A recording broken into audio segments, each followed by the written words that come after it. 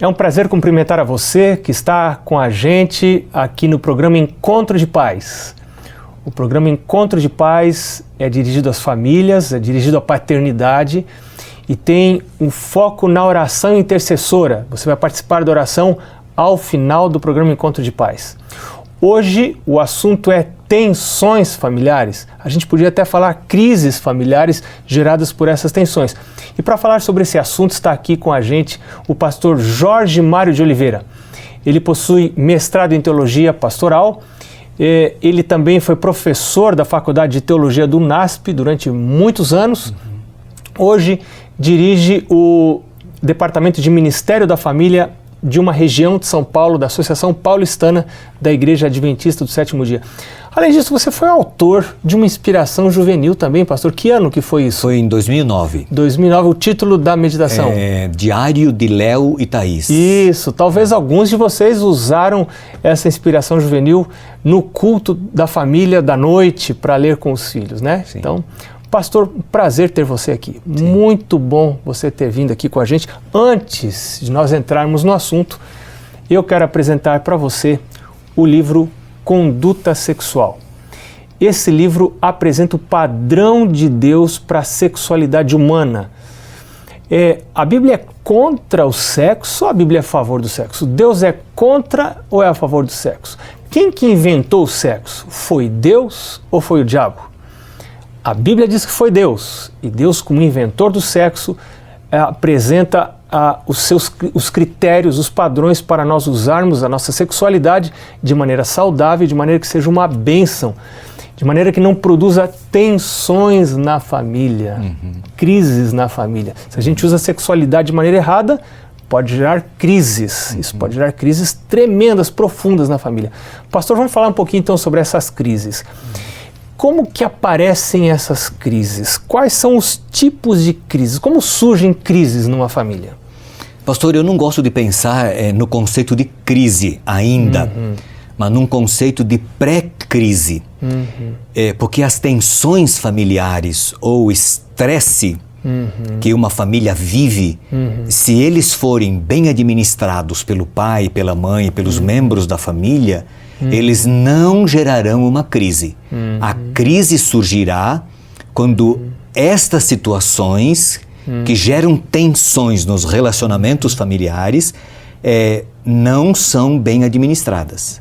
E daí a importância desse tema para ajudar os pais a entenderem essas realidades que todas as famílias vivem, a fim de que, administrando bem isso, evitem que a sua família enfrente e viva uma crise. Uma família que está passando por um período de tensão, agora, é culpada disso? Às vezes não, porque o que gera tensões são eventos, são situações. Que tipo de eventos podem gerar tensões numa família? Então, eles foram agrupados em 3 grandes blocos, em 3 grandes grupos de situações, de eventos. O primeiro são os eventos normativos, ou previsíveis. Normalmente todas as famílias, num ou noutro momento, enfrentam essas situações. Por exemplo, o nascimento de um filho, o início da paternidade.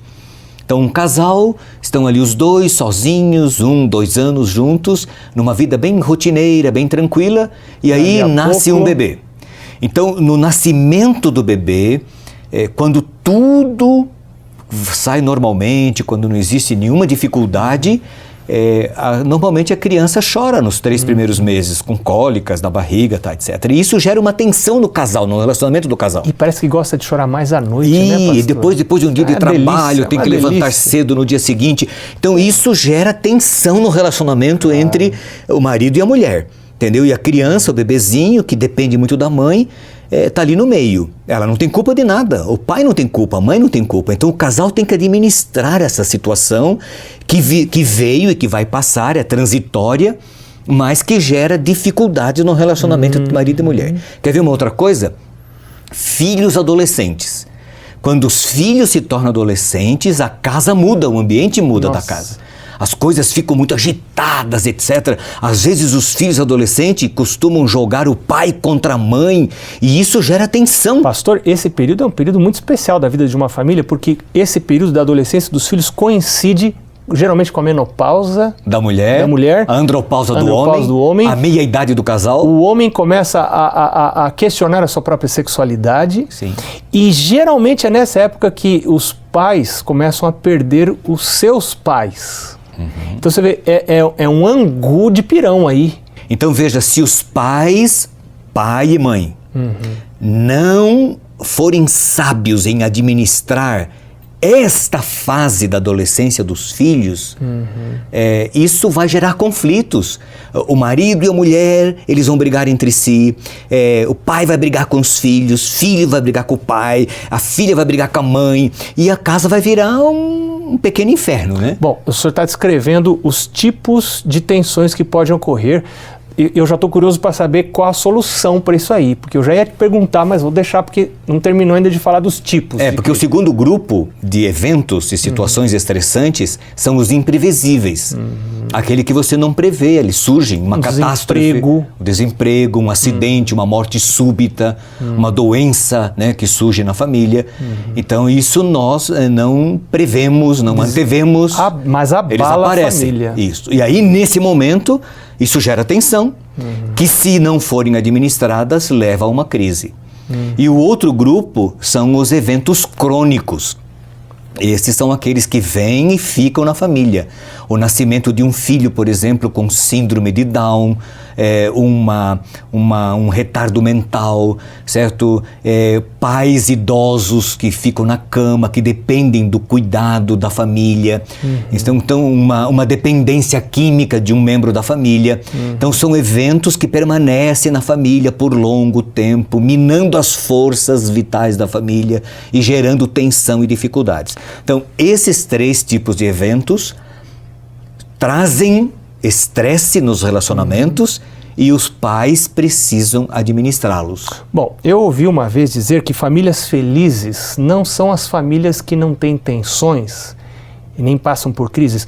Todas as famílias, em algum período da sua história, ou em vários períodos, terão essas tensões que podem até acabar gerando crises.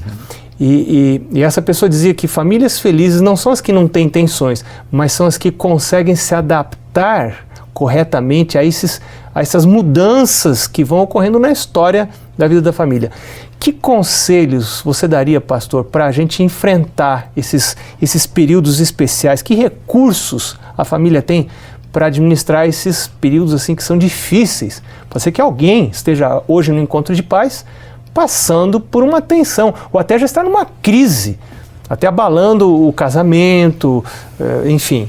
Você falou de um dos grandes recursos e eu quero incluir um segundo recurso muito grande. Qual que eu falei? Você falou de adaptabilidade, que é a capacidade de adaptar-se a essas nuances, a essas mudanças, porque uma família é algo dinâmico, né?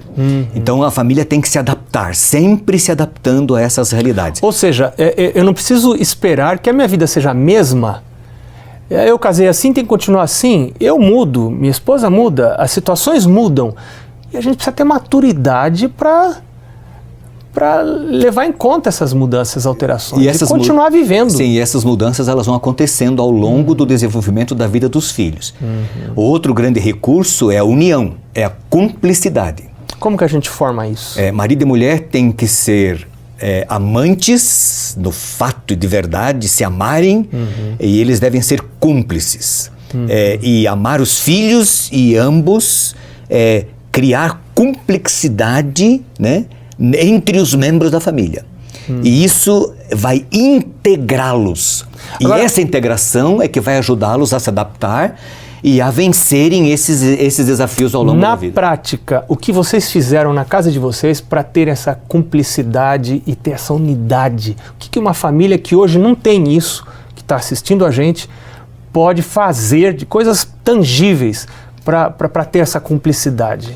Pastor, nós que conhecemos a Deus temos um recurso muito grande a nosso favor. É a fé, a esperança, a leitura da Bíblia, a oração na família, que foi um tema que nós já conversamos aqui. a presença de amigos, os irmãos da igreja, entendeu? Esse conjunto de fatores nos ajudam a vencer os obstáculos e desafios. E uma coisa que nós não podemos olvidar como pais é o culto na família.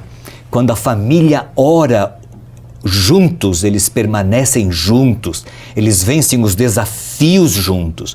Uma família que canta todas as manhãs, que lê a palavra de Deus, que lê a meditação matinal, a inspiração juvenil, ou a reflexão da meditação das crianças, que cultua Deus no início de cada noite. Pastor, eles se unem. Pois é, parece, pastor, que a tendência, já pela natureza do pecado, é desagregar. Para a gente contrafazer essa tendência, eu creio que a gente precisa me diga se eu estou correto. Sim. A gente precisa formar rotinas que agregam, que juntam, que reúnem, porque senão a gente não junta nunca. O casal acaba se separando, os filhos acabam se afastando.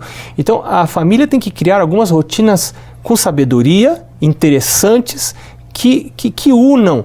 Uma delas é o culto da família. Sim. É importante aquele momento curto. Nós vamos ter um outro programa mais para frente aqui no Encontro de Pais falando sobre esse assunto, né? Mas teria alguma outra coisa que se pode fazer? Fazer as coisas juntos. Por exemplo, tomar refeições juntos. Puxa. Isso une a família, entendeu? Pai e mãe não devem abrir mão desse princípio.